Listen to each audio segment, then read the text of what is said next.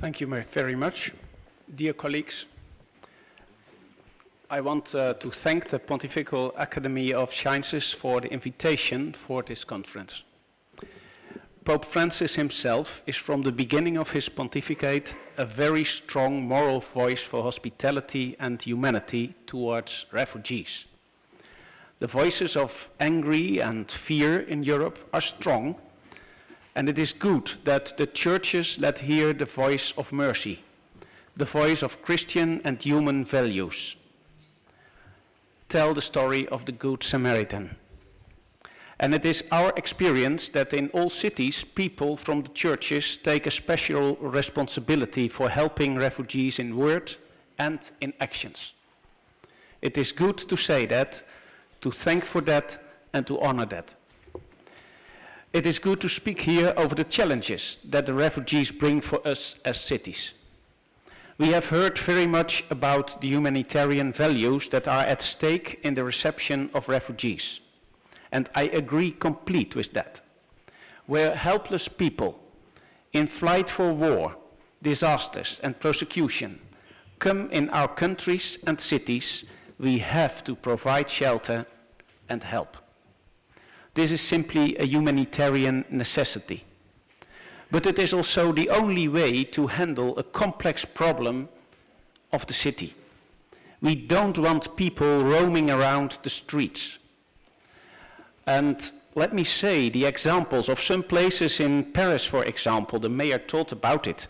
Until recent days, places near Calais are set examples that we should avoid for the refugees and for ourselves. All pleas for an open and tolerant cities are important, and I agree with them. It is right that the reception of refugees can help cities to grow and to bloom. In the Dutch Golden Century, many refugees lived in our cities.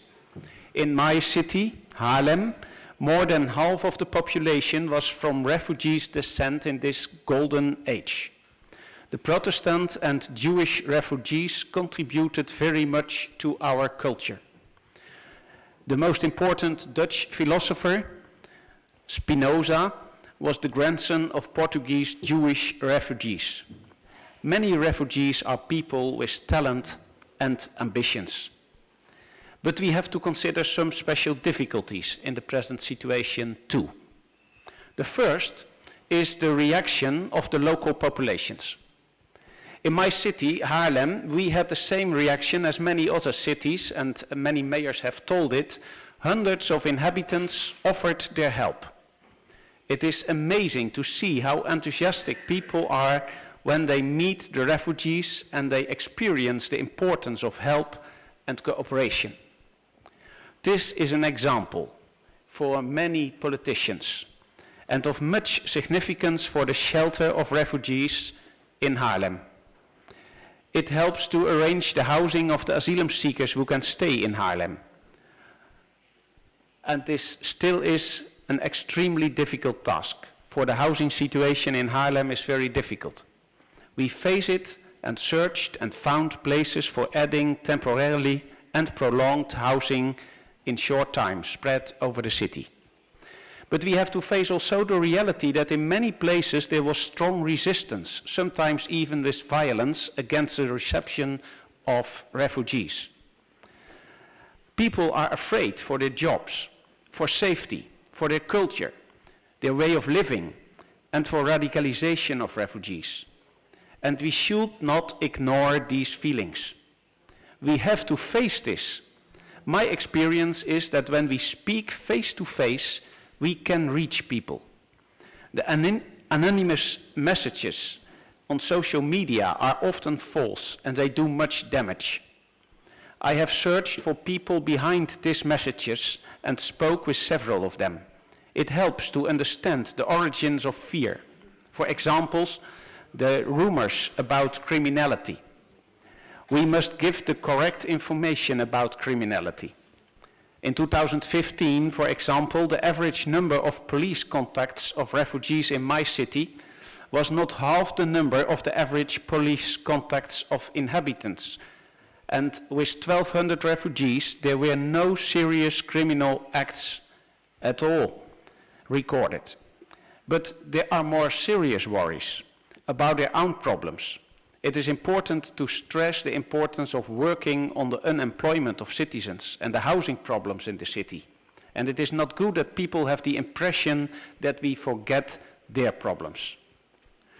The second point is that the cultural and religious and educational differences between many refugees and the open modern European society are large. We have real danger for many refugees living in isolation, poverty and apathy, and possibly open for radicalization as marginalized people. So we have to face not only the reception of refugees, but also to manage a real integration. When a child is born in our city, we invest 20 years in health, in education, in sport, in culture, etc. Then we hope that they can take responsibility for themselves and in society. Now we have these new inhabitants with no knowledge of our language, our habitudes, and educational and professional qualifications. Let us then now really invest for 2 years very intensively in language education, in integration, in education, in internships. In my view, this must be a full-time and mandatory program.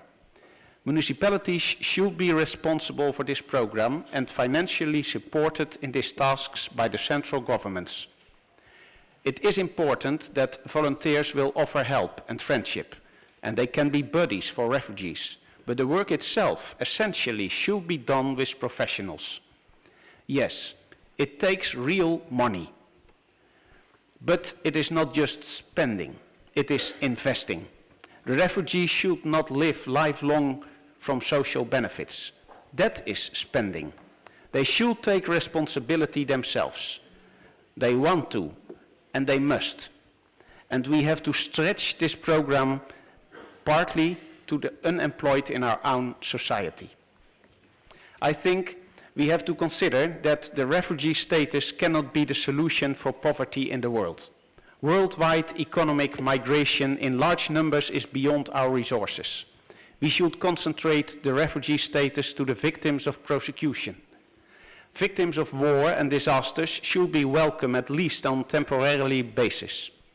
For economic migrants, we should develop new strategies to give people help and hope in their homeland. In the concept note, I'm not really happy with the wording of the second proposal. We should not advocate the disintegration of the European Union. It can be good indeed, maybe, but in connection with the refugees, it is a reward for every country that wants to close its boundaries.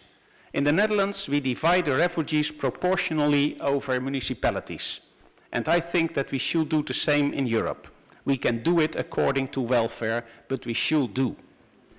I pledge here an open attitude to our neighbors, mercy and care for refugees in need for help, solidarity across Europe, and a realistic approach to the many problems arising.